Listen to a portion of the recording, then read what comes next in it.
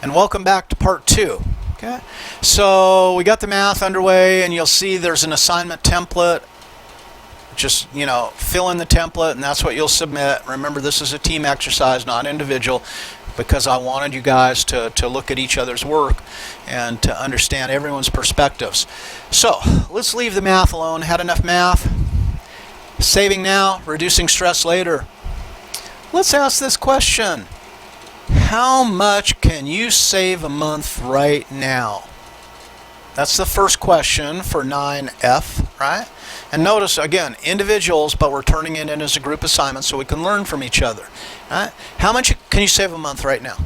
Could you save $5? Could you save $10? $20? Just put a number to it, right? And then the second part of this is, what is your financial Achilles heel?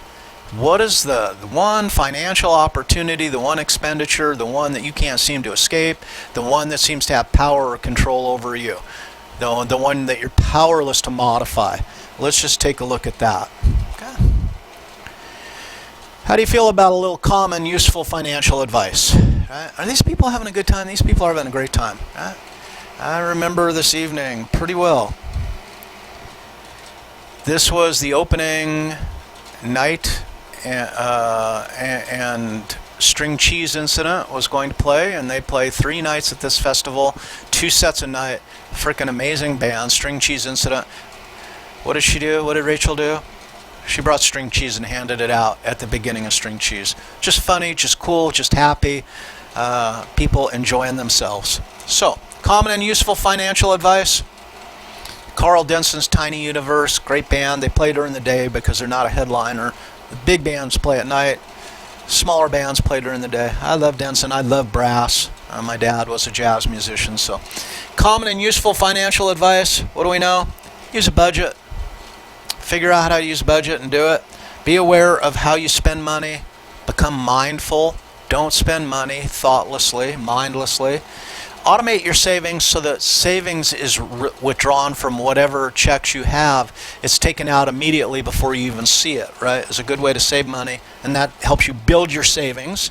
If you have pennies from heaven, some kind of financial circumstance that's kind of a one-up just occurs, commit then. Hey, this is found money. 20% goes to savings right off the bat and found money. Make that your rule, perhaps, right? Plan for major purchases.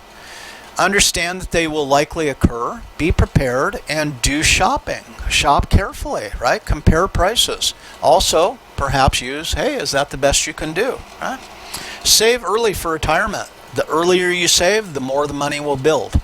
I hope that the penny doubled every day exercise kind of makes that obvious, right? Handle credit with care. Be smart, be mindful. Keep financial records so you know what you've done in the past and how it worked or didn't work. And don't be afraid to ask people for advice. And there's a lot of advice available. Yeah. One thing I would like you to share then is, what is your awesome tip for your classmates? So let's make it a real tip, not some kind of faux imaginary I heard trip, but what is something that you have done, right? And what have you found that works for you in kind of being the master of your money rather than money being the master of you? So you'll see for 9G a spot to fill that out on the homework template. And remember, there's a template on Carmen that you can use to submit this. And now, given my love of numbers, put a number to it. Take the quiz. And I found this quiz online. I think this would be fascinating for you to do. Hello, Annika. What are you doing? It's approaching feeding time, so we'll see more and more cats collect because they know when they want to eat. We eat at the same time every day. I found with the cats, it's much easier if we keep a routine. Keeps everyone kind of on the straight and narrow. So you put a number to it. I want you to take this quiz, right? And so you go to consumerfinance.gov, blah, blah, that website. It's going to give you a score. So it's a short quiz. I think it was 10 questions with a couple demographic issues, especially your age, because there's 2 different scoring rubric on this depending on age. You don't need to report your score. I figure that's kind of private, right? So that's not what I'm asked. But I do want you to answer these 3 questions, all of you within your team. Are you pleased with your score? Yes or no, and it's that simple. I think it's even a check on the homework. Do you understand why you scored what you did score? And this is becoming mindful about your relationship with your financial aspect, your financial being, right? And what is one thing right now you could do about your score? And I want to get back to this, like right now. And I asked this question earlier in the assignment, and I'm going to ask it in this context again. What can you do right now? Okay. So let's talk about protecting your credit score. What do? You pay your bills on time. Late payments and accounts referred to collection have a major impact on your FICO score, right? Keep balances low on credit cards relative to their credit limits. So don't jack it up because the limit is up there. Say, hey, I'm going to use that limit. No, keep it low if you're doing it at all. Pay off debt rather than moving it around because credit companies are savvy to that. It is their business, right? They can see when people are just moving from card to card to card to card, right? Don't open new credit cards just to increase the available credit. Say, oh, I'd love to have more credit, right? Or someone offers you what seems like a great credit limit, and you say, oh, I should do that. Don't. It could backfire and actually lower your credit score. And open new credit accounts only as needed. Cautious approach to taking on new credit will help maintain a good credit score. Now, I have been, let's say over the last 30 years, pretty damn financially responsible. I don't know that I've ever had a late payment. Maybe once, but it was, a mistake. It was not a lack of funds, and I was able to get special dispensation about it. What does this mean, though? Because my credit score continues to improve. It's not that I don't use a credit card. Sometimes I do use a credit card, but I pay it off immediately. Sometimes I do carry balances, like when I got the central air put in here in the house. We had to have new central air conditioning and new central heating, right? Had to have a new roof put on. Well, no, the new roof we borrowed against our 401ks, so we borrowed from ourselves. But when I got the new air conditioning unit put in, right, what are we talking? We're talking $16,000. But because of my credit score, they took my social security number, they read looked at my credit score, and they say, how do you feel about a 3-year zero interest loan? And I'm like, yeah, totally good. Or like when I went to buy my little Kia Soul. The Ford Escape had 12 years on it, and it was falling apart, had 110,000 miles. It's going to start costing money, and it wasn't worth it to put it in. So I went and I did my research. What's a reliable car? What's a cheap car? My Kia Soul base model, right? I go in, sit down, they check my credit score, they start preparing the loan paperwork, and I'm able to get a 6-year loan at 0% interest. That's the benefit of a good credit score, because now what that means is it's almost like reverse charge in the bank, right? They're giving me 6 years worth of money that I don't have to pay on.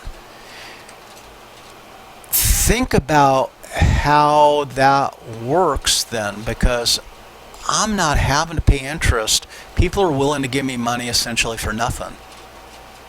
But it's based on my credit history, which is reflected in my credit score. Unfortunately, what this means is the people who are careful and middle class, or people that are wealthy, have advantages, while poor people are forced to maybe engage in like payday loans where they're paying the usury limit, 12, 15, 20% interest, and they get locked into that cycle. Those who have money can escape paying interest whatsoever. I'm not, and I'm not making this is not fair. But it is the way the world works. And to understand it protects you and helps you meet your adjustment challenges as they occur. Right? So protect your credit score, monitor it, protect it, understand what it means, and understand what it will do for you. And now, as we close this out, I want to go back to this idea of money and happiness, as I promised at the beginning of the lecture. Does money buy happiness?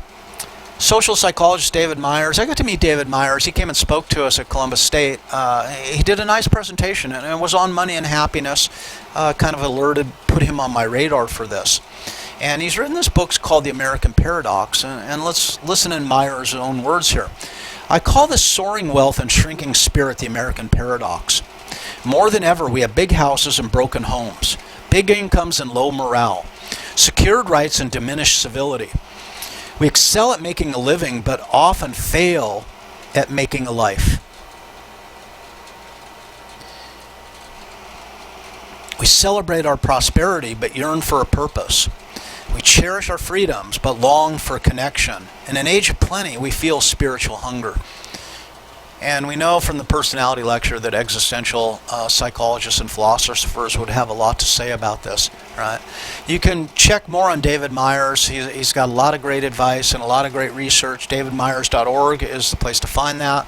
And I remember some of the data he presented. I don't have that, so I just went out and did a quick scan to find us a little data to kind of support the point. Let's look at the highest salaries in the world. World Data Info. Okay, Monaco, big bucks to be made, huge, right? Monthly salary of $15,000. Liechtenstein, that tiny country where no one knows where it is hardly, right? Pretty close to Luxembourg, actually, and we see.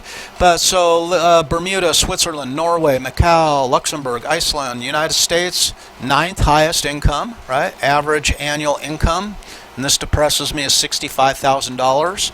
My average annual income at Ohio State is $58,000. Think about that. PhD level, $58,000. Of course, if I was teaching a business school, it would be 3 or 4 times that. So part of it is. But see, the deal is, I want to teach psychology. I don't want to go to Fisher and teach org psych. I want to teach org psych in the psychology department. It cost me, though. Right? It reduces my salary by about 75% to do that. But that's the way it goes. And Denmark, of course. So those are the countries that where people are making bank, right? And big bank compared to the rest of the world. But now, the flip side is, let's look at what are considered the happiest countries. And we see Finland. Now, Denmark's on the list. It's on both lists. Switzerland's on both lists. Iceland, Norway. Notice that the Scandinavian countries report the highest levels of happiness throughout these polls year after year. Sweden, New Zealand, Austria, Luxembourg, right? Where do we put the U.S.? At number 18. So for all our frickin' wealth, we don't do a very good job at being very happy. So in my experience, and supported by the data, that money does not necessarily equate to happiness, right? And often it does quite the opposite. So let's choose wisely. Let's be mindful and maybe think in terms of doing what makes us happy, what makes us fulfilled. You know, the existential psychologists say we have to create purpose. We have to create our own meaning. Is the meaning that you create somehow tied to the money that you make? And do you want it to be? And again, be careful about what you spend, because what you spend can substantially diminish your freedom to make choices in the future. And those are kind of the take-home points I have for you. I'm interested to read your take-home points, though, from the TED Talks. So let's call it good, and let's say goodbye to Electric Forest Festival, and let's hope we get some people who understand how science works, and we can get a handle on COVID, and maybe we can all start going out and doing shit in another year or two, and not have to live like this for us tremendously already too long extended time. Thanks, guys. I hope you have a great day.